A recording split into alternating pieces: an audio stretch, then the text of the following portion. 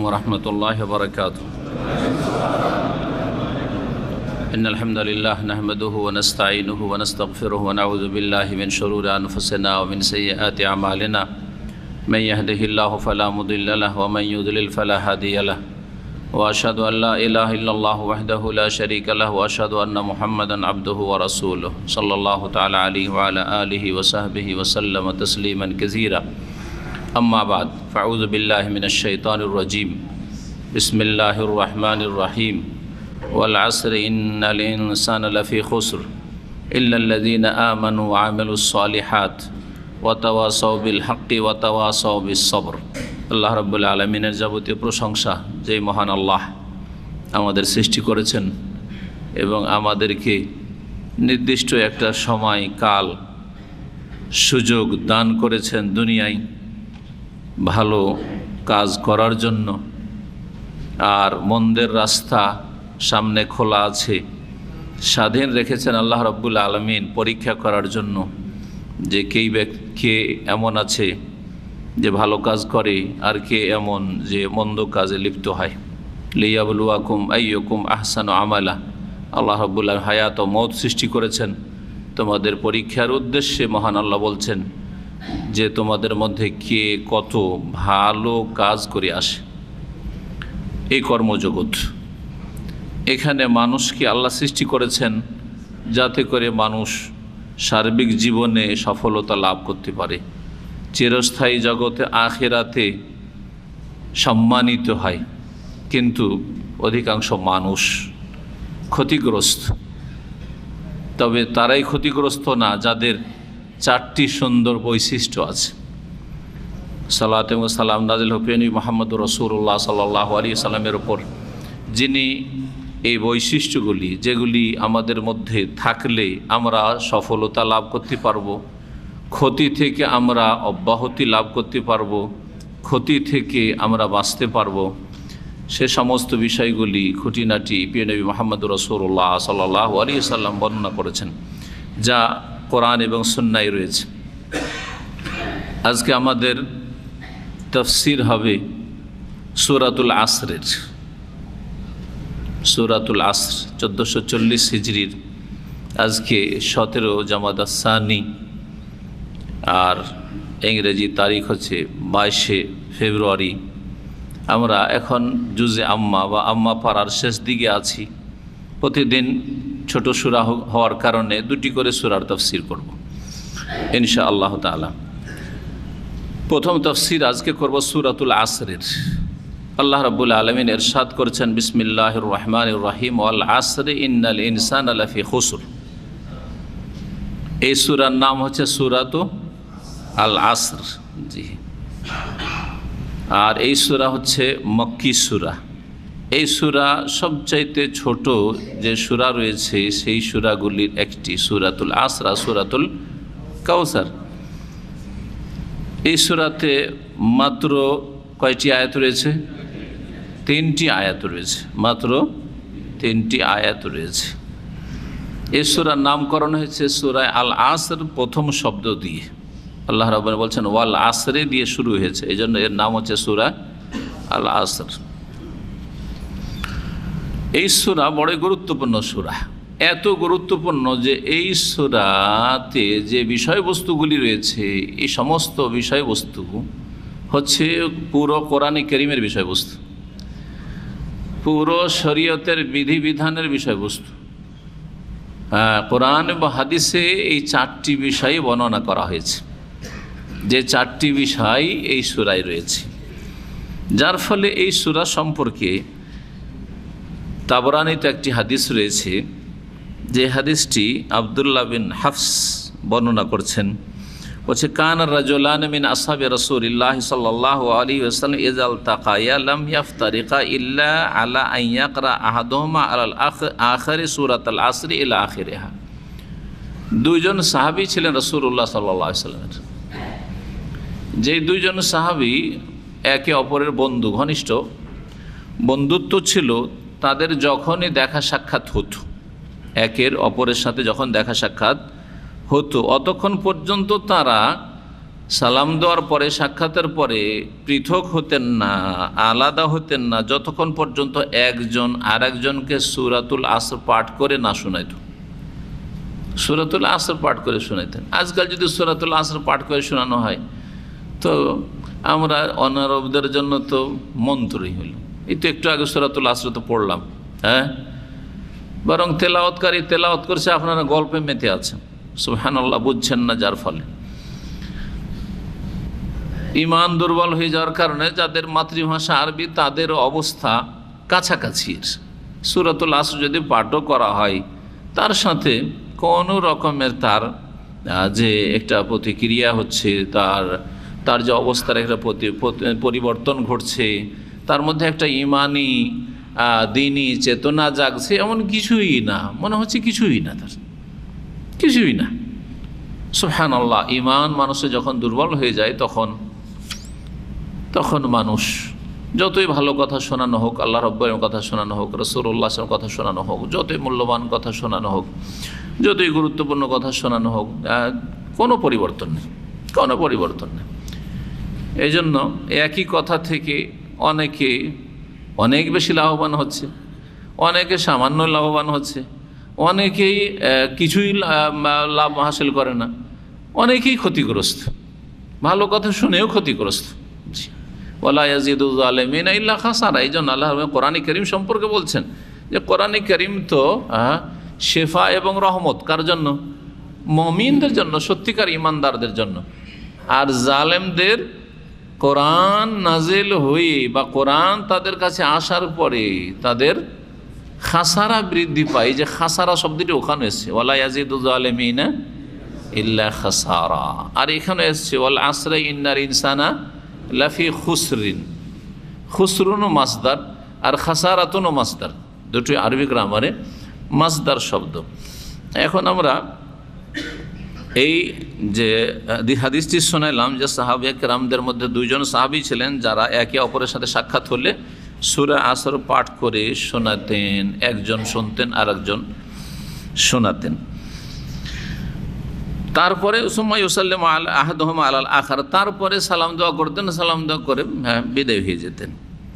ইমাম শাফি রহমতুল্লাহ আলাইহি চারজন যে প্রসিদ্ধ ফকিহ এবং ইমাম, তার একজন ইমাম শাফি রহমতুল্লাহ আলাইহি। ইমাম শাফি রাহিমাহুল্লাহ এই সূরা সম্পর্কে একটি মন্তব্য করেছেন, যেটি শব্দের পার্থক্যের সাথে ওলামারা উল্লেখ করেছেন তাদের বিভিন্ন কিতাবাদিতে। এখানে উল্লেখ করা হয়েছে তাফসীর ইবনে কাসীর, লাউ তাদাব্বারান নাসু, ইমাম শাফি বলছেন লাউ তাদাব্বারান নাসু হাযিহি সূরাতা লাওয়াসিআতহুম, যদি মানুষ গভীরভাবে চিন্তা করত সূরাতুল আসরের মধ্যে যা রয়েছে তা নিয়ে, সূরাতুল আসরের অর্থ, তার তাৎপর্য, তার তাফসীর নিয়ে গভীরভাবে তারা চিন্তা করত, গবেষণা করত, গভীরভাবে যদি অধ্যয়ন করত। তাদাব্বর মানে শুধু পড়া নয়, তাদাব্বর মানে শুধু তরজমা তাফসীর পড়া নয়, গভীরভাবে তার ভিতরে ঢোকার চেষ্টা করে। আল্লাহ কি বলেছেন এই শব্দগুলিতে, এই কথাগুলিতে কি বলা হয়েছে, যদি গভীরভাবে একটু চিন্তা করে উপলব্ধি করত, বুঝার চেষ্টা করত সূরা আসর, তাহলে তাদের জন্য লাওয়াসিআতহুম সেটাই যথেষ্ট ছিল। গোটা কোরআনে কারীমের 114টি সূরা আর এত বড় বড় সূরা, সূরাতুল বাকারা থেকে শুরু করে সূরাতুল ফাতিহা, তারপর সূরা বাকারা, বড় ছোট সব রকমের সূরা, এত যদি আল্লাহ নাজিল নাই করতেন, এই সূরাটি নাজিল করতেন, তাই তাদের জন্য যথেষ্ট হইতো, তাদের সফলতা লাভের জন্য যথেষ্ট হইতো। সর্বনাশ থেকে বাঁচার জন্য, ধ্বংস থেকে, দুর্ভোগ থেকে বাঁচার জন্য, রেহাই পাওয়ার জন্য যথেষ্ট হইতো লাওয়াসিআতহুম। আর অন্য ভাষাতে অন্যান্য তাফসীরকাররা আর উক্তিটি বর্ণনা করেছেন, লাউ মা আনজালাল্লাহু ইল্লা হাযিহিস সূরা, যদি আল্লাহ কোরআনে কারীমে এই সূরাটি ছাড়া আর কোনো সূরাই নাজিল না করতেন, লাকাফাতহুম হুজ্জাতান, তাহলে তাদের ওপর আল্লাহর হুজ্জত হিসাবে, দলিল প্রমাণ হিসাবে যথেষ্ট হয়ে যেত। কোনো কিছু নাজিল করেনি, বেশি কথা আল্লাহ বলেননি, আল্লাহর কালাম শুধু সূরাতুল আসরের 3টি আয়াত যদি আল্লাহ নাজিল করতেন আর তারপরে আমাদের হিসাব নিতেন যে কি করে এসছে হিসাব দাও, তো এটা আমাদের ওপর আল্লাহর হুজ্জত দলিল প্রমাণ কায়েম করার জন্য এবং আমাদের ওজর অজুহাতের কোনো অবকাশ না রাখার জন্য যথেষ্ট ছিল, যে কোনো ওজর নেই, যে আল্লাহ বলে দিয়েছেন যে মানুষ ক্ষতিগ্রস্ত। তবে ক্ষতিগ্রস্ত কে নয়? যার মধ্যে এই 4টি গুণ রয়েছে, বৈশিষ্ট্য রয়েছে। এই 4টি গুণ বৈশিষ্ট্য আল্লাহ সংক্ষেপে বর্ণনা করে দেয়। 4টি গুণ বৈশিষ্ট্য এখন তৈরি করো, যা বিস্তারিত বর্ণনা করে দেওয়ার জন্য নবী মুহাম্মদ রাসূলুল্লাহ সাল্লাল্লাহু আলাইহি সাল্লামকে প্রেরণ করা হয়েছে। সুতরাং এই একটি সূরায় যদি নাজিল হইতো তা যথেষ্ট হইতো। জি, যা বিস্তারিতভাবে পুরো কোরআনে কারিমে বর্ণনা করা হয়েছে। কোরআনে কারিমে এই 4টি বিষয় বর্ণনা করা হয়েছে। তাফসীর শেষ করি, তারপরে সময় হলে আমরা বলবো যে এই 4টি বিষয়ই তো কোরআনে কারিমের বিষয়। আল্লাহ বলছেন ওয়াল আসরি, রায়ে কাসরা হয়েছে, জের হয়েছে, কেন? ওয়াও হারফে জার, 17টি যে হারফে জার রয়েছে প্রসিদ্ধ, তার একটি হচ্ছে ওয়াও। ওয়াও মানে কি? এবং ওয়াও যদি আতেফা হয়, কতবার বলে এর আগে বলেছে, ওয়াও যদি হারফে আতফ হয়, হারফে আতফ 10টি, যদি হারফে আতফ হয় ওয়াও, তাহলে তখন এবং এর অর্থ হবে, যেমন আল্লাহু বিমা তা'মালুনা খবীর, আগের কথার সাথে মিলিয়ে আল্লাহ বলছেন এবং আল্লাহ তোমরা যা কিছু করো সে সম্পর্কে সূক্ষ্ম খবর রাখেন। আল্লাহ হয়েছে, এখন আল্লাহে হয়নি, তো এটা হচ্ছে ওয়াও হারফে আতেফা বা আতিফ, এবং এর অর্থ। কিন্তু ওয়াল আসরে যখন হয়েছে, যখন বলবো ওয়াল্লাহে, আল্লাহ বলবো না, ওয়াল্লাহে, তার মানে ওয়াও শপথের জন্য, কসমের জন্য, উকসেমু বিল্লাহি, ওয়াও মানে উকসেমু, উকসেমু বিল্লাহি, আল্লাহর কসম করছি। জি, যেমন বিল্লাহি বা ও কসমের জন্য আসে। তাল্লাহি লাকিদান্না আসনামাকুম, ইব্রাহিম আলাইহিস সালাম কসম করেছে, আল্লাহর কসম, তা কসমের জন্য। তো ওয়াও হয়ে গেল তাহলে কসমের জন্য। তো এখানে রয়েছে আসলে ওয়াল আসরে উকসেমু। হ্যাঁ, আল আসর, আসর কাকে বলা হয়? আসরের 2টি তাফসির করা হয়েছে, তার মধ্যে অধিকাংশ মুফাসসিরিনগণ তাফসির করেছেন আসর মানে যুগ, আসর মানে কাল, আসর মানে সময়। আসর মানে কি? সময়। সময়, যুগ, কাল একই কথাই, শুধু ভাষার পার্থক্য। জি, তো এটাকে কেউ অনুবাদ করতে অনুবাদক বলেছেন মহাকাল, মানে পুরো আপনার জীবনটা, পুরো কালটাই আর কি, আপনার আমার প্রত্যেকের যে সারা জীবনের যে সময়কালটা রয়েছে, মহাকাল আপনার জন্য। হ্যাঁ, এই সময়টা হচ্ছে আপনার জীবনের মহা গুরুত্বপূর্ণ। এটা আপনাকে অনেক ওপরে পৌঁছে দিতে পারে, আবার আসফাল সাফেলিন, অনেক নিচে নামিয়ে দিতে পারে এই সময়টা। মানে এই সময়টার ব্যবহারটা কেমন আপনি করছেন বা করেছেন, এর ওপর আপনার অবস্থান নির্ধারিত হবে। 1 নম্বরে দিনের ক্ষেত্রে, হ্যাঁ, পারলৌকিক জীবনের ক্ষেত্রে, ঈমান ইসলামের ক্ষেত্রে, 2 নম্বরে দুনিয়ার ক্ষেত্রে, পার্থিব ক্ষেত্রে। দুনিয়ার ক্ষেত্রে আপনি অনেক বড় মানুষ হতে চান, আর দুনিয়ার যে সব বড় হওয়ার জন্য যে উপায় উপকরণ রয়েছে সেগুলি আপনি মোটেই গ্রহণ করলেন না, না সুশিক্ষা নিলেন, দুনিয়ারই শিক্ষা হোক, দুনিয়া যেহেতু দুনিয়ায় বড় হতে চান, দুনিয়ার শিক্ষায় শিক্ষিত হোক, দুনিয়ায় বড় হওয়ার জন্য যেসব মাধ্যমগুলি রয়েছে সেগুলি আপনি গ্রহণ করলেন না।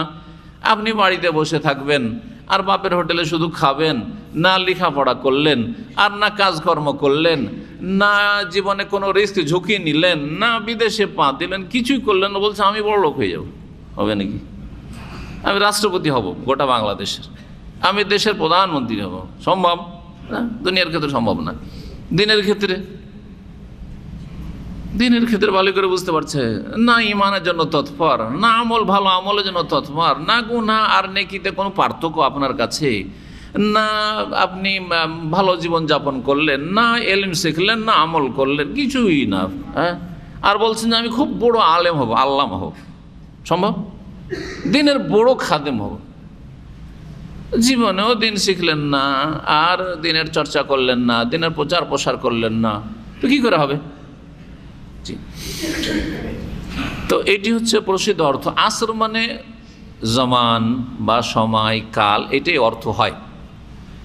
এই জন্য একই যুগের মানুষকে মুআসির বলা হয়। আরবি ভাষায় কি বলা হয়? মুআসির। মুআসির মানে সমসাময়িক মানুষ, একই যুগের মানুষ। যেমন আমার যুগে যেসব লোকেরা রয়েছে তারা আমার মুআসির। জি হ্যাঁ, ইমাম আবু হানিফা রাহিমাহুল্লাহর যুগে যেসব লোকেরা ছিলেন ইমাম আবু হানিফার মুআসির, হ্যাঁ, ওনার সময়ের মানুষরা যারা, জি ওনার সময়ের আলেম। ইমাম বুখারী রাহিমাহুল্লাহর যুগে যেসব আলেম ওলামা আইম্মায়ে কেরাম ছিলেন তারা ওনার মুআসির। আসর শব্দটি আজকাল সময়ের ক্ষেত্রে, কালের ক্ষেত্রে ব্যবহার করা হয় ব্যাপক হারে, পত্র পত্রিকায় ব্যবহার করা হয়। এই জন্য আমরা যেটা বলি নব্য যুগ বলছি না, হ্যাঁ, নতুন যুগের মানুষ আমরা, হ্যাঁ, নব্য যুগের মানুষ, হ্যাঁ, মডার্ন, হ্যাঁ, আপনার এজ যেটাকে বলা হচ্ছে। তো এটাকে আল আসরুল হাদিস বা আল আসরুর রাহিন, বর্তমান যুগটা এইরকম বলছি, এই আল আসরুর রাহিন বা আল আসরুল হাদিস। আসর মানে তাহলে সময়কাল, এটা হচ্ছে অধিকাংশ মুফাসসিরিনগণের তাফসীর। দ্বিতীয় তাফসীর হচ্ছে আসর মানে দিনের মধ্যে বিশেষ একটা সময় আছে যেই সময়টাকে আসর বলা হয়, সেটা হচ্ছে আল আশি, বৈকাল বেলা। আসর কখন হয়? বৈকাল বেলা হয়। অনেক মানুষ কিন্তু এটা কি বুঝেন যে এই আসর মানে শুধু আসরের সময়টা। এটা হচ্ছে দ্বিতীয় তাফসীর, যেটা কিছু তাফসীরকারগণ করেছেন। আসর মানে আসরের সময় হতে পারে যেটা বৈকাল বেলা, জি হ্যাঁ, হয়ে থাকে। আর কয়েক ঘন্টা যেটা সময়কাল হচ্ছে প্রতিদিন কয়েক ঘন্টা আসে, জি হ্যাঁ, সেটা হচ্ছে আসরের সময়। ধরেন আজকাল আসর শুরু হচ্ছে কখন, ধরেন 3টে ধরলাম, 3টে থেকে 5টা পর্যন্ত এই সময়টা হচ্ছে আসর, তাই আসরের সময়, তাই না? মোটামুটি ধরে নিলাম যে আসরের সময়, সেটা প্রথম সময়, শেষ সময়, মাঝামাঝি সময়, আসরের সময়। এটা সময়ের দিক থেকে হইল। যারা বলছেন এই দিনের বিশেষ এই আসর বোঝানো হয়েছে, তারা আবার বলছেন এইটা আসরের সময় বোঝানো, আসরের সলাৎকে বোঝানো হয়েছে। তাহলে এটা তৃতীয় তাফসীর করা যেতে পারে, বলা যেতে পারে যে ওয়াল আসরে মানে তাহলে আল্লাহ কিসের শপথ করছেন? আসরের সলাত, নামাজের কসম, অথবা প্রতিদিন যে আসরের সময় হয় এই সময়টার কসম, বৈকালবেলা আসরের সময়ের কসম। আর প্রথম তাফসীর হলো আসর মানে মহাকালের শপথ, যুগের শপথ, সময়ের শপথ, যে কোনো সময়ের শপথ, হ্যাঁ, আসর যুগের শপথ, কালের শপথ।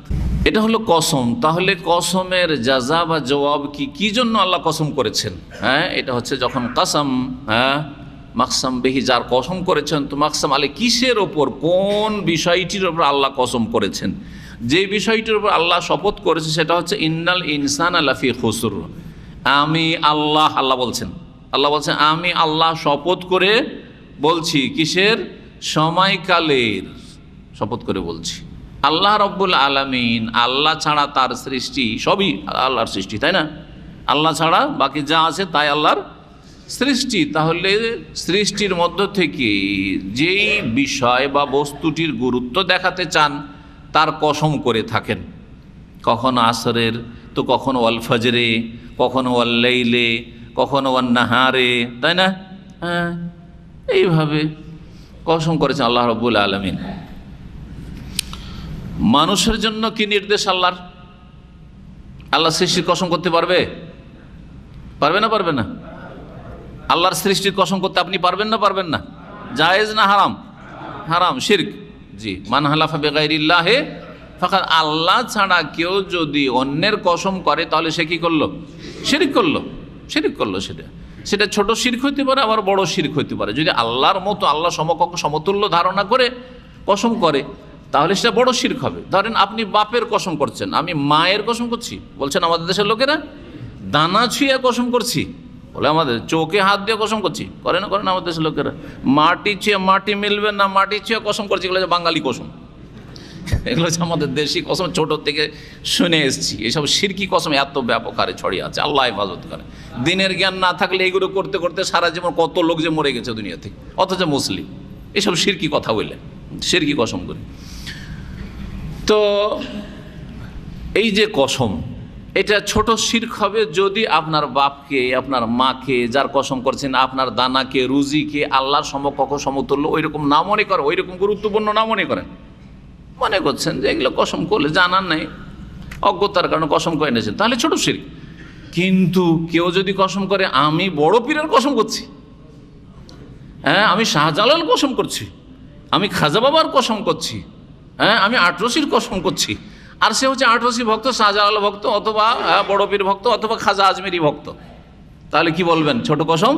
বা ছোট শিরক না বড় শিরক? কারণ তাদের ধারণা যে এরা মনের কামনা বাসনা পূরণ করতে পারে, এরা খালি হাতে ফিরিয়ে দেয় না ভক্তদেরকে, এরা মরেও মরে, এরা অসাধারণ ক্ষমতা রাখে, এরা রোগ ভালো করতে পারে, এদের দরগায় গেলে সব কিছু পাওয়া যায়, ঝোলি ভর দেতা হয়। উর্দুতে আছে যে কী করে, ঝোলা নিয়ে গেছে, ঝোলা ভরে দেয় আপনার পীর সাহেব। জি হ্যাঁ, খালি হাতে ফিরিয়ে দেয় না। তো যাদের এই আকিদা, তারা যদি পীরের কসম করে তাহলে কি বলবেন? বড় শিরক। বড় শিরক। আচ্ছা, কেউ যদি বলে যে আমি দুর্গার কসম করছি, কি বলবেন? বলবেন ছোট শিরক না বড় শিরক? ঠিক ওই রকম কেউ যদি বলে দরগার শপথ করছে, তো বড় শিরক। বড় শিরক একই কথায়, বড় শিরক, ইসলাম থেকে বেরিয়ে যাবে সে, যে কাফের মুশরিক হয়ে যাবে সে। আসরের শপথ হয়ে গেল। তাহলে আল্লাহ রাব্বুল আলামিন আসরের শপথ করলেন। আসরের যদি সলাৎ ধরি, কেন তাহলে শপথ করলেন? আসরের সলাতের গুরুত্ব দেখানোর জন্য। আর আসরের সলাৎ অত্যন্ত গুরুত্বপূর্ণ। এই সময় 2 শিফটের মালাইকা হাজির হন, জানা আছে এইসব কথা, তাই না? এই সময়টা হচ্ছে গাফিলতির সময়, অলসতার সময়, হয় খেয়ে দিয়ে ঘুমাই, বিশ্রাম করে, আর না হলে হাটে বাজারে কেনাকাটায় কেনা বেচায় ব্যস্ত থাকে। গিয়ে দেখেন সেকেন্ড হ্যান্ড মার্কেটে, হারাজের মার্কেট, যে হারাজ বলে আরবি ভাষা, এই হারাজের কথা যখন বাঙালিদের কাছে পৌঁছবে তখন তো ওরা হারাজ বুঝবে না, এই জন্য সেকেন্ড হ্যান্ড বললাম যাতে বুঝে ওরা, তাই না? কি ভিড় ভাড় এই সময়, কি নামাজ, বেচাই ব্যস্ত, বেচনেওয়ালা, আর খরিদার খরিদে ব্যস্ত। কুরবানির গরুর হাট দেখেছেন তো, কি নামাজ, নামাজ নেই কিন্তু কুরবানির গরু নিয়ে মেতে আছে। গেছে জোহরে, জোহর গেল, আসর গেল, মাগরিব গেল, এশা গেল, কুরবানির গরু আর খাসি নিয়ে হাজির, জান্নাতে যাবে, ঠিক না? কখনো জান্নাতে যেতে পারবে না এই সুন্নত কুরবানি দিয়ে। জি, যার ফরজ নাই তার সুন্নতে মুআক্কাদা দিয়ে কখনো জান্নাত পাওয়া যাবে না। ভালো করে শুনে রাখেন। জি, আগে ফরজ, আগে ফরজ। ইসলামের জ্ঞান যদি থাকতো তাহলে যেটা আগে সেটা আগে করতো, যেটা পরে সেটা পরে করতো। আগে আমার আসরের নামাজ পড়া, আসরের নামাজ পড়িনি, তারপরে কেনাকাটা করব, গরু পাবো, পাবো না পেলে আল্লাহ জানছেন, আমি পেলাম না গরু, আমার কুরবানি হইল না, অসুবিধাটা কি? এই ছিল আসর। তাহলে আসরের সলাতের গুরুত্ব দেখিয়েছেন, আসরের সময়টারও গুরুত্ব দেখিয়েছেন। তারপরে সময়কালের গুরুত্ব বললাম, যে সময়কালের কত গুরুত্ব। চিন্তা করেন, ছাত্র জীবনে যারা লেখাপড়া করে নিয়েছে, লেখাপড়া হয়ে গেছে, এখন কত হা হুতাশ করছে, হাই হাই যদি আমি লেখাপড়া করতাম তাহলে এত কষ্টের কাজ করতে হইতো না। হাই যদি আমিও লেখাপড়া, আমাকে তো আমার আব্বা মাদ্রাসায়, ভালো মাদ্রাসায় ভর্তি করেছেন, আমিও যদি হাফেজ আর আলেম হয়ে যেতাম তাহলে আমিও বড় সম্মানের সাথে থাকতাম, আর বড়ই দিনের কাজ করতে পারতাম। আমার এখন মনটা চাইছে দিনের কাজ করার, কিন্তু আমার পেটে বিদ্যা নেই, এলেম নেই। আফসোস হচ্ছে না অনেকের। অথচ এই সুযোগগুলি এসেছে এক সময়। তাহলে সময় মানুষকে উন্নত করতে পারে, আর সময় মানুষকে অধঃপতনে নিয়ে যেতে পারে। সময়ের সারা জীবন অপব্যবহার করেছে, সময়কে পাপে লাগিয়েছে, সময়কে নষ্ট করেছে, সময়কে অন্যায় কাজে লাগিয়েছে, সময়কে হারাম কাজে লেগেছে। 25 বছর 30 বছর নামাজ পড়েনি, বেনামাজি হয়ে থেকেছে, তারপরে বার্ধক্যে সে তওবা করে নামাজ শুরু করে, সারা জীবন আফসোস, হাই কি করলাম, হাই কি করলাম, কত যে ঘাটতি। ওই লোকটি, ওই ছেলেটি 15 বছরে নামাজ শুরু করেছে, আমার বন্ধু ছিল, আর আমি এখন শুরু করলাম 60 বছরে, ওর সমান কি কোনোদিন হওয়া সম্ভব? কখনো সম্ভব না, যতই তওবা করেন আপনি, কখনো সম্ভব না। তাহলে এই সময় কত যে গুরুত্বপূর্ণ। ইন্নাল ইনসানা লাফি খুসর, এটা হচ্ছে কসমের জবাব, অর্থাৎ শুনে রাখো। এই বিষয়টিকে শক্ত করে বর্ণনা করে আল্লাহ বলছেন, নিশ্চয়ই মানুষ লাফি খুসরিন, ক্ষতিতে, সর্বনাশে, লোকসানে, যাই বলবেন, খুসর, ক্ষতিতে নিপতিত, ক্ষতিতে নিমজ্জিত। জি হ্যাঁ, ক্ষতিতে ডুবে আছে। সহজ ভাষায় মানুষ কিসে ডুবে আছে? ক্ষতিতে ডুবে আছে। ক্ষতি আর ক্ষতি, ক্ষতি ছাড়া লাভ মানুষের নেই বললেই চলে। ইন্নাল ইনসানা লাফি খুসর, এই ইনসান বলতে সব মানুষকে বোঝানো হয়েছে নাকি কিছু মানুষকে বোঝানো হয়েছে? কে বলছে যে কিছু মানুষকে বোঝানো হয়েছে? ওরা হাত তুলুক। আছে নাকি? কিছু মানুষকে বোঝানো হয়েছে। তাহলে কিছু মানুষ ক্ষতিতে আছে, যদি এটাই অর্থ হয় তাহলে ইল্লাল্লাযিনা আমানু কেন বলবেন? তবে ওরা, তাহলে বোঝা গেল এখানে ইন্নাল ইনসানা বলে উদ্দেশ্য কি? নিশ্চয় সমস্ত মানুষ ক্ষতিতে নিমজ্জিত, সমস্ত মানুষ ক্ষতিতে ডুবে আছে, ক্ষতির পথে, সর্বনাশের পথে। ইন্নাল ইনসান লাফি খুসর। জি, ইনসান, তাহলে আল ইনসান আলিফ লাম আরবি গ্রামার যারা বুঝেন প্রাথমিক বলে দিই, ইস্তেগরাক মানে হচ্ছে সমস্ত, যেমন আলহামদ মানে সমস্ত প্রশংসা। তা আল ইনসান যদি ইস্তেগরাক বলি সমস্ত মানুষ, অথবা আরেকটা হচ্ছে জিন্সের জন্য, অর্থাৎ মানুষ হিসাবে যে কোনো মানুষ, এটাও হইতে পারে যে কোনো মানুষ, মানুষ মাত্রেই, এই জন্য আমরা তর্জমা করি কি, সব মানুষ না বললেও চলে, মানুষ মাত্রেই ক্ষতিগ্রস্ত, মানুষ মাত্রেই ক্ষতিতে নিমজ্জিত। তাহলে এটা হচ্ছে আলিফ লাম জিন্সের জন্য। ইন্নাল ইনসান লাফি খুসর। যদি বলতেন ইন্নাল ইনসান খাসের, মানুষ হচ্ছে ক্ষতিগ্রস্ত আর মানুষ ক্ষতিগ্রস্ততে নিপতিত, দুটোতে পার্থক্য আছে না নেই? বাংলা ভাষায় বলে দিলাম, আরবিতে যদি বলতে ইন্নাল ইনসান আল্লাহ খাসের, আর বলছে ইন্নাল ইনসান লাফি খুসর, দুটোতে পার্থক্য আছে না নেই? বাংলায় পার্থক্য করেন, মানুষ ক্ষতিগ্রস্ত একটা কথা, আর একটা হচ্ছে মানুষ ক্ষতিগ্রস্ততে নিপতিত, ডুবে আছে। কোনটা বেশি শক্ত ভাষা? হ্যাঁ, দ্বিতীয়টা, যেটাতে মানুষ ক্ষতিতে ডুবে আছে। জি হ্যাঁ, মাসদার স্থায়িত্বের অর্থ দেয়। মাসদার যখন খুসর, স্থায়িত্ব, মানুষ সব সময় ক্ষতিতে ডুবে আছে। আরেকটা হচ্ছে মানুষ খাসের ইসিম ফাইল, মানে হয় অতীতে ক্ষতিগ্রস্ত, নাই বর্তমানে ক্ষতিগ্রস্ত, অথবা ভবিষ্যতে ক্ষতিগ্রস্ত। তাহলে সবকালে নাও হইতে পারে, সবকালে নাও হইতে পারে, এ হচ্ছে পার্থক্য। এই জন্য দেখেন কোরআনের অলংকার কত সুন্দর, যে বলেন ইন্নাল ইনসান আল্লাহ খাসের, এ বলেন ইন্নাল ইনসান লাফি খুসর ইল্লাল্লাযীনা আমানু ওয়া আমিলুস সলিহাত ওয়া তাওয়াসাউ বিল হাক্কি ওয়া তাওয়াসাউ বিস সবর। এই হচ্ছে চারটি বৈশিষ্ট্য। জি হ্যাঁ, ইসলাম সম্পর্কে কেউ যদি আপনার কাছে জানতে চায় সহজ ভাষায় বলবেন, সুরে আসর বলে দেন, কিচ্ছু বলা দরকার নাই। এই চারটি বৈশিষ্ট্য আপনি নিজের মধ্যে তৈরি করুন, আপনি একজন মুসলিম। চারটি বিষয়কে যত সুন্দর করে করবেন তত সুন্দর মুসলিম, যত ভালো করে পালন করবেন তত ভালো মুসলিম। জি হ্যাঁ, কিছু মৌলিক বিষয় রয়েছে যেগুলি না থাকলে মোটেই ইসলাম থাকবে না, আর কিছু রয়েছে মৌলিক বিষয় নয়, হয়তো ইসলাম থাকবে কিন্তু ইসলাম অনেক দুর্বল হয়ে যাবে বা দুর্বল হয়ে যাবে। জি হ্যাঁ, সেগুলি আপনাকে বুঝতে হবে যে কতটা আমল লাগবে, তাহলে আপনি সর্বনিম্নে মুসলিম থাকবেন, কতটা আপনার ঈমান লাগবে যাতে সর্বনিম্ন আপনি মুসলিম হইতে পারবেন আর লাভবান হইতে পারবেন। আর তারপরে তখন পরিপূর্ণতার বিষয়টি আসছে, যে এগুলো করতে পারলে আরও পরিপূর্ণ মুসলিম হব, আমি খাঁটি মুসলিম হইতে পারবো ইত্যাদি। ইল্লাল্লাযীনা আমানু, প্রথম বিষয় হচ্ছে হ্যাঁ, তবে ওরা ক্ষতিগ্রস্ত নয়, ওরা ছাড়া। ইল্লা মানে কিন্তু বা ব্যতীত, ওরা ঈমানদার ব্যতীত, অথবা বলেন যে ইল্লাল্লাযীনা আমানু, তবে কিন্তু ওরা নয়, যারা ঈমান নিয়ে আসে, যারা বিশ্বাস স্থাপন করেছে। ঈমান বলতে কি বোঝায়? ঈমানের শাব্দিক অর্থ সম্পর্কে শাইখুল ইসলাম ইবনে তাইমিয়া রাহিমাহুল্লাহ মাজমুআ ফাতাওয়ার 7ম খণ্ডে বলেছেন যে ঈমান হচ্ছে আল এজআন, তাসদিক না। অনেক লোকেরাই শাব্দিক অর্থ গিয়ে তাসদিক বলেছেন, কিন্তু বিশ্বাস শুধু যথেষ্ট, সাথে সাথে এজআন, তাসদিক মানে বিশ্বাস, আর তার সাথে এজআন মানে স্বীকৃতি দান করা। যদি আপনি ভিতরে কোনো কথাকে বিশ্বাস করে কি দিয়ে? অন্তর দিয়ে বিশ্বাস করছেন, কিন্তু আপনি স্বীকৃতি দিচ্ছেন না, আপনি বলছেন না না না না, ওটাকে আপনি স্বীকার করছেন না, তাহলে আপনি ঈমানদার হলেন না। তো ঈমানের শাব্দিক অর্থ হচ্ছে বিশ্বাসের সাথে সাথে কি করা?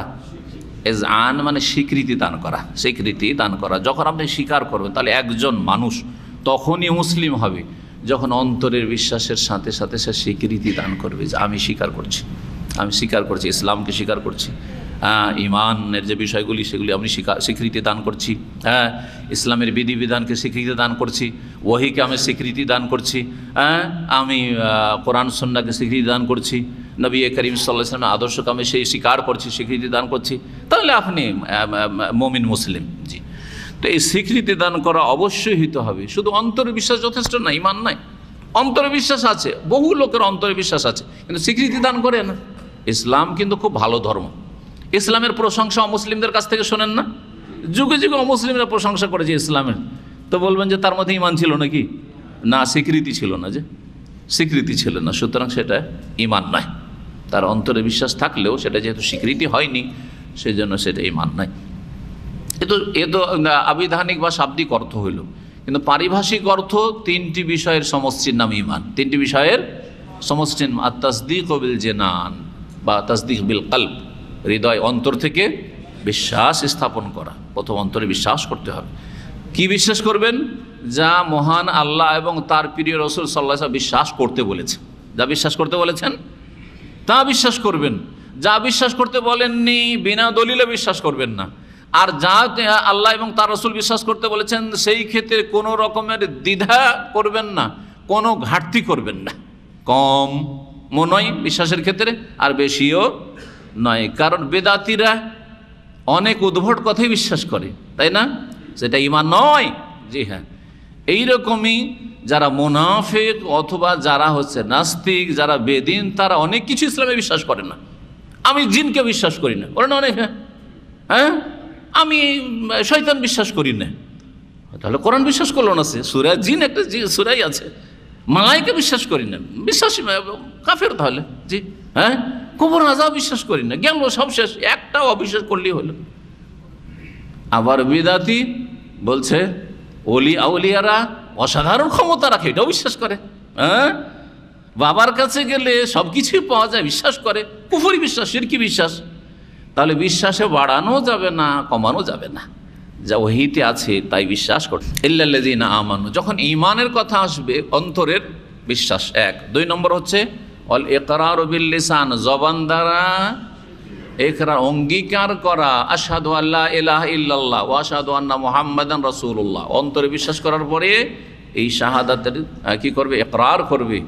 ওয়া আমালুন বিল জাওয়ারিহ, হ্যাঁ কি আমাল বিল আরকান, অঙ্গ প্রত্যঙ্গ দিয়ে আমল করতে হবে। গোটা শরীরকে লাগাইতে হবে সালাতে, 5 ওয়াক্ত সালাতে।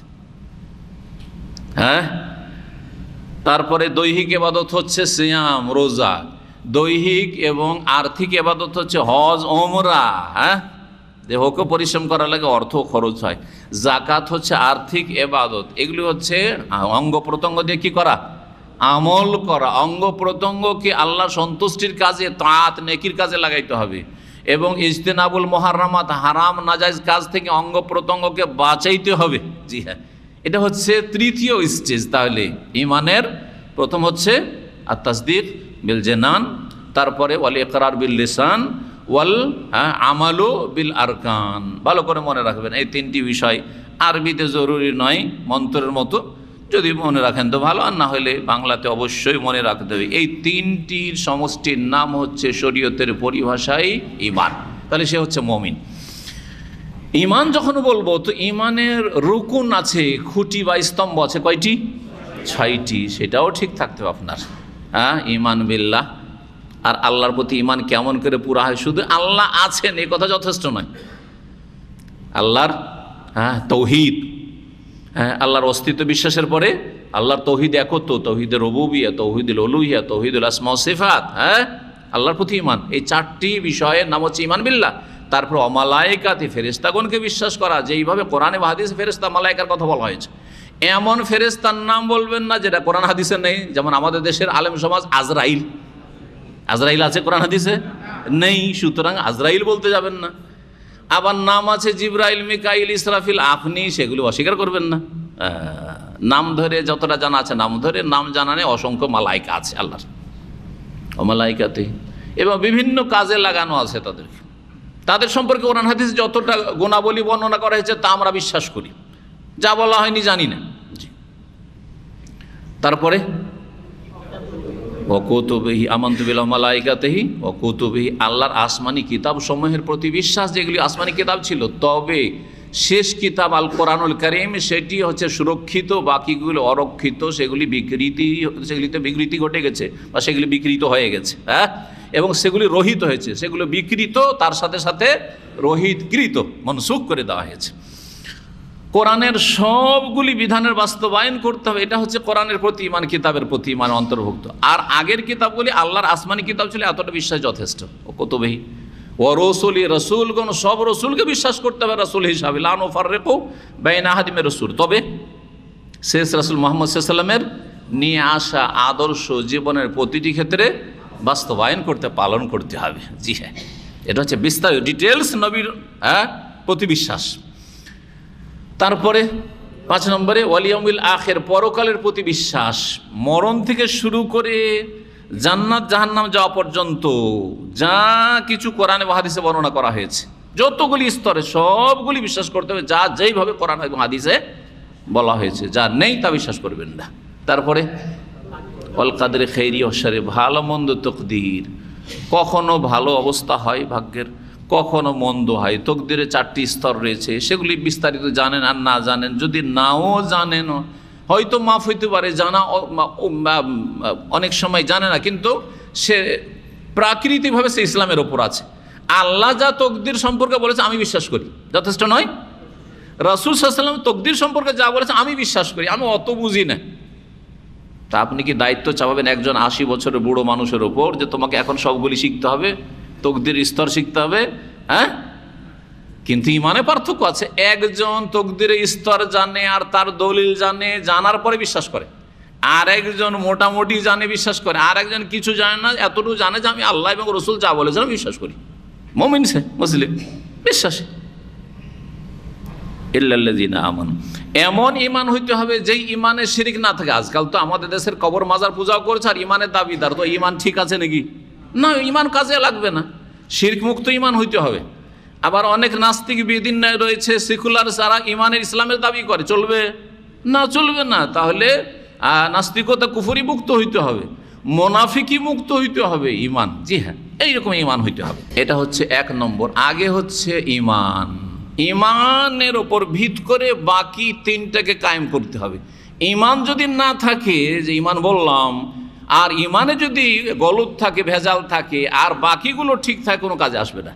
2 নম্বরে ক্ষতি থেকে মুক্তি লাভের উপায় হচ্ছে ওয়ামেলুস সলেহাত, আর যারা ভালো কাজগুলি করে, হ্যাঁ, সলেহাত সলেহনের বহুবচন বা সলেহাতনের বহুবচন, তাহলে বোঝা গেল 1টা 2টা ভালো কাজ চলবে না। হ্যাঁ, যতগুলি ভালো কাজ আল্লাহ বলেছেন, তার রাসূল সাল্লাল্লাহু আলাইহি ওয়াসাল্লাম বলেছেন, ভালো কাজগুলি কি করতে হবে? আমল করতে হবে, পালন করতে হবে। ভালো কাজ হচ্ছে যে কোনো নেকির কাজ করা, এটা হচ্ছে পজিটিভ, ইতিবাচক। ভালো কাজ হচ্ছে গুনহার কাজগুলি থেকে, পাপাচার থেকে বেঁচে থাকা, সেটাও ভালো কাজ। আপনি যে অন্যায় কথা কাজ থেকে বেঁচে আছেন, এটা ভালো কাজ না? লোকটা ভালো, কারণ কোনো অন্যায় করে না, বলি না? তাহলে নেগেটিভ ভালো কাজও আছে আর পজিটিভ ভালো কাজ আছে, দুটোই লাগবে। জি হ্যাঁ, এই দুটোর মাধ্যমে আল্লামা সাদি, মানে শেখ সাদি না, সৌদি আরবের শেখ ইবনে উসাইম রাহিমাহুল্লাহর ওস্তাদ ছিলেন, আব্দুর রহমান নাসির আস-সাদি, বড় মুফাসসির, বড় আলেম, ফকিহ ছিলেন। তো তিনি তার একটি তাফসির করেছেন, তাফসির আস-সাদি। তো এই তাফসিরে তিনি বলেছেন যে এই 4টি বৈশিষ্ট্যের 2টির মাধ্যমে ব্যক্তি জীবনের সংশোধন হয়। 2টির মাধ্যমে কি হয়? ব্যক্তি জীবনের সংশোধন। ঈমান এবং আমলের মাধ্যমে কি হয়? প্রত্যেকের ব্যক্তি জীবনের সংশোধন হয়। আর তৃতীয় আর চতুর্থ যে বৈশিষ্ট্য রয়েছে, 3 নম্বর 4 নম্বর, এই 2টির মাধ্যমে অন্যের সংশোধন সংস্কার হয়। তাহলে একা শুধু সংশোধিত হইলে হবে না, নিজে সংশোধন করতে হবে, নিজে ভালো মানুষ হইতে হবে, আর তারপরে নিজের আশেপাশে যারা আছে, নিজের সাথে সংশ্লিষ্ট যারা আছে, পরিবার পরিজন, আত্মীয় স্বজন, ভাষাভাষী, এলাকাবাসী, দেশবাসী, তাদের ক্ষেত্রে যথাসাধ্য আপনাকে এই ভালো কাজগুলি করতে হবে। সেগুলি হচ্ছে ওয়াতাওয়াসাউ বিল হাক্কে ওয়াতাওয়াসাউ বিস সবরি। এই 2টি কাজ। তাহলে 3 নম্বরে আসি এখন, ওয়াতাওয়াসাউ বিল হক। আর তারা, তাওয়াসা মানে কি? তাওয়াসা ইয়াতাওয়াসা বাবে তাফাউল থেকে, এর মানে হচ্ছে ওয়াও সদিয়া থেকে, ওসিয়ত শব্দ থেকে এই সেগাটি, এর অর্থ হচ্ছে একজন অপরজনকে উপদেশ দেওয়া। ওসিয়ত মানে নসিহত, ওসিয়ত মানে এখানে উপদেশ। আর উপদেশ যখন পরস্পরকে দেয়, আপনি আমাকে উপদেশ দিচ্ছেন, আমি আপনাকে উপদেশ দিচ্ছি, হ্যাঁ, বা আপনি আমার কাছ থেকে উপদেশ নিয়েছেন, আপনি গিয়ে আরেকজনকে উপদেশ দিচ্ছেন। আপনি আমার কাছ থেকে উপদেশ নিলেন, আর আপনি গিয়ে আপনার স্ত্রীকে, আপনার ছেলে মেয়েকে উপদেশ দিচ্ছেন, আপনি গিয়ে আপনার রুমমেটদেরকে উপদেশ দিচ্ছেন, আপনি আপনার জাতিকে, গ্রামবাসীকে উপদেশ দিচ্ছেন। এটা হচ্ছে তাওয়াসি। জি, একে অপরকে উপদেশ প্রদান করা। তাহলে জি হ্যাঁ, উপদেশ দিতে হবে, একজন অপরজনকে উপদেশ দেবে। এটি হচ্ছে তৃতীয় বৈশিষ্ট্য। কিসের উপদেশ? হ্যাঁ, বিল হাক্কে, হকের, সত্যের। হক মানে সত্য, হক মানে সত্য, হক মানে বাস্তব। জি, হক হাজা হাক্কুন, বাস্তব। জি হ্যাঁ, তো সত্যটাই বাস্তব আর মিথ্যাটা হচ্ছে অবাস্তব। জি, তো হকের একজন অপরজনকে উপদেশ দেবে। এই হকটা কি সংক্ষেপে বলে দিই আগে। হক হচ্ছে বিশ্বাসের ক্ষেত্রে হক, এতেকাদের ক্ষেত্রে হক, হক হচ্ছে হ্যাঁ বলার ক্ষেত্রে, কথার ক্ষেত্রে হক। জি, আর হক হচ্ছে কর্মের ক্ষেত্রে হক। জি, তাহলে সার্বিক জীবনে যেটা হক সত্য, সেটা চলে আসবে এই আমাদের এই আয়াতের অংশে। অর্থাৎ একে অপরকে উপদেশ দেবে কিসের? সত্যকে বিশ্বাস করার, হ্যাঁ, সহি আকিদার, আর সত্য কথা বলার, আর সত্য কথা অনুযায়ী কাজ করার, আমল করার। জি, তাহলে জীবনে প্রতিটি ক্ষেত্রে সামিল হয়ে গেল, প্রতিটি ক্ষেত্রকে সামিল হয়ে গেল। ওয়াতাওয়াসাউ বিল হাক্কি। এই হক, এই হকের তফসির করতে গিয়ে এক একজন মুফাসসিরগণ সালাফদের থেকে এক একটা দিয়ে তফসির করেছেন। কেউ হক মানে আল কোরআন, তো কোরআনই হক। আসলে কোরআনে এই হক আকিদার কথাও রয়েছে, আকিদার ক্ষেত্রে হক রয়েছে, কথার ক্ষেত্রে হক রয়েছে, আর আমলের ক্ষেত্রে, কাজের ক্ষেত্রে হকের কথা রয়েছে। সুতরাং কোরআন দিয়ে তারা তফসির করেছেন। কেউ রাসূলুল্লাহ সাল্লাল্লাহু আলাইহি ওয়াসাল্লাম অনুসরণ দিয়ে তফসির করেছেন। হ্যাঁ, কেউ আমর বিল মারুফ ওয়া নাহিল মুনকার, ভালো কাজের উপদেশ দেওয়া, অন্যায় কাজে বাধা দিয়ে করেছেন। একে অপরকে উপদেশ দেবে। তাহলে কি উপদেশ দেবে আর নিজে ভালো কাজ করবে না? ভালো কাজের কথা তো আসলো, নিজে ভালো কাজ করছে, এটাই তো হক। আমালুস সালেহ 2 নম্বর বৈশিষ্ট্য হয়ে গেল। এখন নিজে ভালো আমল করে, ভালো বিশ্বাস, সহি বিশ্বাস করে, আর ভালো কথা বলে অন্যকে কি করবে? ভালো কাজের উপদেশ দেবে। এর মাধ্যমে পরিবারের সংশোধন হবে, সমাজের সংশোধন হবে, দেশের সংশোধন হবে, সারা বিশ্বের মানবতার সংশোধন হবে। ওয়াতাওয়াসাউ বিল হক, এটা করতে হবে। যখন আপনি সত্যের উপদেশ দিতে যাবেন, সবাই আপনাকে ফুলের মালা নিয়ে সাদর সম্ভাষণ জানাবে না, অনেকে কষ্ট দেবে, হ্যাঁ, গাল দেবে, কাফের বলে ফতোয়া দেবে, তাই না? আপনাদেরকে কেউ বলছে? আপনারা কিচ্ছু বলেন না, কিছু বলেন না, আপনারা কিছুই বলেন না, যেহেতু কারো ভুল ধরেন না, কিছুই বলেন না। সবসময় যদি বলে ভাই 5 ওয়াক্ত নামাজ পড়ো, 5 ওয়াক্ত নামাজ পড়ো, আর নামাজটা কেমন করে পড়ো সহি তরিকা না বলি, তাহলে কেউ গাল দেবে না। হ্যাঁ, সবসময় যদি বলে ভাই তোমরা সবাই মুসলিম হয়ে যাও, সবাই মুসলিম হয়ে যাও, কিন্তু ইসলাম কি, মুসলিম কি, তৌহিদ কি, কিছুই যদি না বলি, হ্যাঁ, তাহলে কেউ গাল দেবে না। কথা ঠিক কিনা? মাজার পূজা যদি ভুল না বলি, পীর ধরা যদি ভুল না বলি, মিলাদ করা বেদাত না বলি, শবে বরাত, হালুয়া রুটি বেদাত, কোরআন খানি এইসব বেদাত, হ্যাঁ, মৃতের নামে খাবার দাবার বেদাত, এগুলো যদি না বলি, তারপর ইসলামের এই পলিটিক্যাল রাজনৈতিক ব্যাখ্যা করে ইসলাম মানে গদি দখল, এটা ভুল ব্যাখ্যা, এটা যদি না বলি তো কেউ গাল দেবে না। বলছে সবটাই ঠিক ভাই, আপনারা একটা কাজ করছেন, আমরা একটা কাজ করছি, আমরা ইসলামিক সেন্টারে কাজ করি, আপনারা গদি দখল করে ইসলাম কায়েম করেন, আর আপনারা চিল্লা দিয়ে দিয়ে ইসলাম কায়েম করেন, আপনারা মাজারগুলির খেদমত করে ওরস লাগিয়ে ইসলাম কায়েম করেন, সবাই আপন আপন জায়গায় ঠিক, তাহলে কেউ গাল দেবে না। কথা ঠিক কিনা? আজকাল এক শ্রেণীর মধ্যমপন্থী আছে, এরা নিজেদেরকে মধ্যমপন্থী বলছে, এইরকম ইসলামটা চায়, কিছু বলিয়েন না, ঘৃণা ছড়াবে। হ্যাঁ, তো প্রথম কালিমাতে তো লা করা হয়েছে, বুঝছেন না? লা ইলাহা ইল্লাল্লাহ এগুলো নেই, এই দেবদেবী নেই, দুর্গা দর্গা নেই, কিচ্ছু নেই এগুলো। তারপরে ইল্লাল্লাহ, আগে তো না করা হয়েছে, ঠিক না? এই জায়গাখানে বসার জন্য আগে ময়লা আবর্জনা পরিষ্কার করতে হবে, তারপরে বসতে হবে। না ময়লা আবর্জনে বসে যাবে, অসুবিধা নেই, 5 হাতের লেগে যাবে, সব উঠে যাবে, এমনি সাফ হয়ে যাবে নাকি? আস্তাগফিরুল্লাহ। কথা বুঝছেন না? বুঝছেন না? জি হ্যাঁ, হক কথা বললে দুশ্মন হবেই হবে। নবী মোহাম্মদ রাসূলুল্লাহ সাল্লাল্লাহু আলাইহি ওয়াসাল্লাম সবচেয়ে বেশি হক কথা বলেছেন, তার দুশ্মন সংখ্যা সর্বদাই বেশি। তখনও ছিল, এখনও আছে, কিয়ামত পর্যন্ত থাকবে। এখন পর্যন্ত নবী সাল্লাল্লাহু আলাইহি সাল্লাম সম্পর্কে কাফেররা ব্যঙ্গচিত্র করা, আর নবীর কুৎসা করা, আর নবীর বিরুদ্ধে লেখা, এইসব কেন করছে? জি হ্যাঁ, যে যত বেশি হকপন্থী হবে তার দুশ্মনের সংখ্যাও বেশি হবে এবং সর্বদাই দুশ্মন থাকবে। জি হ্যাঁ, মেলা আইম্মাই কেরাম চলে গেছেন, ওই আইম্মাই কেরামদের দুশ্মন বেশি খুঁজে পাওয়া যায় না। কিন্তু ইমাম ইবনে তাইমিয়া রাহিমাহুল্লাহর এত কেন দুশ্মন? হ্যাঁ, শেখ মোহাম্মদ আব্দুল্লাহ রহমতুল্লাহর এত কেন দুশ্মন? কারণ এরা কবর মাজার পূজাকে উৎখাত করে গেছে। যে কবর মাজার পূজাই মুসলিমরা দুর্গা ছেড়ে দিয়ে দুর্গা পূজায় লিপ্ত হয়ে গেছিল।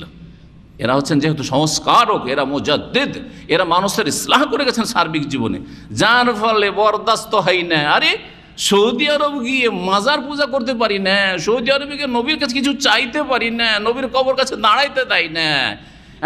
এইটা কে করলো? নাম্বার 1 শেখুল ইসলাম মোহাম্মদ বিন আব্দুল ওয়াহাব। এই জন্য এরা ওয়াহাবি, এরা সবচেয়ে বড় কাফের এদের কাছে, এই বিদআতপন্থী মাজারপন্থীদের কাছে। কথা বোঝা গেছে? জি হ্যাঁ, যে যত বেশি হক কথা বলবে তত তার দুশ্মনের সংখ্যা বাড়বে। আল্লাহ আমাদের হেফাজত করেন। 4 নম্বর বৈশিষ্ট্য হচ্ছে সবরের। জি হ্যাঁ, নিজেও ধৈর্য ধারণ করবে এবং তার সাথে সাথে ওয়াতাওয়াসাউ বিস-সবরি, একে অপরকে ধৈর্যের উপদেশ দান করবে। ধৈর্য ধরতে বলবেন। আপনি একা ধৈর্য ধরলে হবে না। আপনি ধৈর্য ধারণ করে আছেন আর আপনার স্ত্রী বলছে যে কি যে নিয়ে আসলো সৌদি আরব থেকে, এখন আমি নামাজ পড়লেও মহিলারা গ্রামের সব বলে তুমি কোন নামাজ ধরলি? ধৈর্য ধরতে আবার স্ত্রীকেও ওকে উপদেশ দিবেন যে তুমি ধৈর্য ধরো, বলতে দাও ওদেরকে। হাতি চলতা রহেগা কুত্তা ভুগতা রহেগা। হ্যাঁ, জি হ্যাঁ, এইরকম আপনার ছেলেরা যখন নামাজ পড়তে মসজিদে যাবে, রে কে তো ওদেরকে এই নামাজ শিখেলো? হ্যাঁ, কোথেকে শিখে আসলি? শুনতে হচ্ছে। ছেলেরা একটু সাবালক হয়েছে, বলছে আমার বাপ বড় ভুলই করে এসছে, গোটা গ্রামের কাছে আমরা এখন ঘৃণার পাত্র হয়ে গেলাম, তাই না? না, ওয়াতাওয়াসাউ বিস-সবর, নিজেও ধৈর্য ধরতে হবে। আর আপনার পরিবার, ছেলে মেয়ে, আপনার যারা হকের সাথ দিয়েছে, সত্যকে গ্রহণ করেছে, তাদেরকে ধৈর্যের জন্য কি করতে হবে? ওয়াতাওয়াসাউ, উপদেশ দিতে হবে। জি, যদিও ধৈর্য কত প্রকার? 3 প্রকার। এই 3 প্রকার ধৈর্য করলে শুধু বালা মুসিবত ধৈর্য ধরে নাই, সার্বিক জীবনে ধৈর্যের বাস্তবায়ন হয়ে থাকে। তো এটা অনেকেই তাফসিরে উল্লেখ করেছেন। কিন্তু আমরা যেটা বুঝি সেটা হচ্ছে বিপদ আপদের সময় শুধু কি করা? বিপদ আপদে, দুঃখে কষ্টে, বালা মুসিবতে, দুর্দিনে ধৈর্য ধারণ করা। এটা হচ্ছে মানে যখন অপ্রীতিকর অবস্থা, তখন ধৈর্য ধারণ করা, বালা মুসিবত এক কথায়। এটা এক ধরনের ধৈর্য ধারণ। আর দ্বিতীয় ধৈর্য ধারণ হচ্ছে আস-সবরু আলা তাআতিল্লাহ, নেকির কাজের ওপর অটলতাই ধৈর্য ধারণ করা। নেকির কাজের ওপর অটল থেকে ধৈর্য ধারণ করা, এটা যেমন তোমার কথা নাই। কত নামাজি দেখলেন, রমজানের নামাজি, তারপরে বেনামাজি। বাপ মা মরেছে নামাজি, তারপরে কয়দিন পরে বেনামাজি, আছে না? মক্কা গেলে নামাজি, মদিনা গেলে নামাজি, হজে উমরা গেলে নামাজি, আর দাম্মাম ফিরে এসে বেনামাজি নেই, লাখ লাখ। জি হ্যাঁ, তো এদের মধ্যে সবর নেই। এই সবর আপনার মধ্যে হইতে হবে। আপনি যেমন মক্কাতে হারামে থাকবেন, তেমন দাম্মামও থাকবেন, তেমন বাংলাদেশেও থাকবেন। দিনের পর অটলতায় ধৈর্য ধারণ। আর তৃতীয় ধৈর্য ধারণ হচ্ছে আস-সাবরু আন মাসিয়াতিল্লাহ, আল্লাহর নাফরমানি থেকে, গুনাহ থেকে, পাপ থেকে বেঁচে থাকার জন্য ধৈর্য ধারণ করা। পাপের রাস্তা এত খোলা আছে, চাকরি পান না, যেখানে পাচ্ছেন বলছে দাড়ি মুন্ডন করায়, দাড়ি মুন্ডন করায় তোর 3000 বেতন, লোভ সামলাতে পারে না, তোর 5 স্টারের চাকরি। আমাদের অনেক দিনই ভাই আলহামদুলিল্লাহ 5 স্টারের চাকরি পাচ্ছিল, ছেড়ে দিয়ে চলে এসেছে, ছুড়ে ফেলে চলে এসেছে। আল্লাহ তাদেরকে ইনশাআল্লাহ ভালো রিজিক দান করবেন। ওমাই ইয়াত্তাকিল্লাহ ইয়াজআল লাহু মাখরাজ, যে আল্লাহকে ভয় করি গুনাহ থেকে বাঁচার জন্য এই দুনিয়ার স্বার্থ ছেড়ে দেবে, আল্লাহ তার জন্য অবশ্যই ভালো ব্যবস্থা করবেন, কিন্তু সময় লাগবে। দেখছেন যে সেলুনের দোকান খুললে বড় লোক হয়ে যাব রাতারাতি। দিলেন সেলুনের দোকান খুলে আর লাখ লাখ মানুষের দাড়ি মন্ডন করে পাপের বোঝা এক ভাগ করে যাচ্ছে, হারাম রিজিক খাচ্ছে, মেলা হারাম ব্যবসায় মানুষ জড়িয়ে পড়ছে রাতারাতি বড় লোক হওয়ার জন্য। না না না, ধৈর্য ধারণ করেন। গুনাহ থেকে বাঁচার জন্য ধৈর্য ধরতে, নিজেকে সামলিয়ে রাখতে হবে। আমার 500 রিয়াল 1000 রিয়াল যথেষ্ট, আমার 5000 দরকার নেই। 5000 হারাম আর 500 টাকা আমার হালাল, এই 500 টাকা আমার জন্য যথেষ্ট। জি, অতওয়াসাউ বিস সাবরি সাবরা মাসিয়াতিল্লাহ।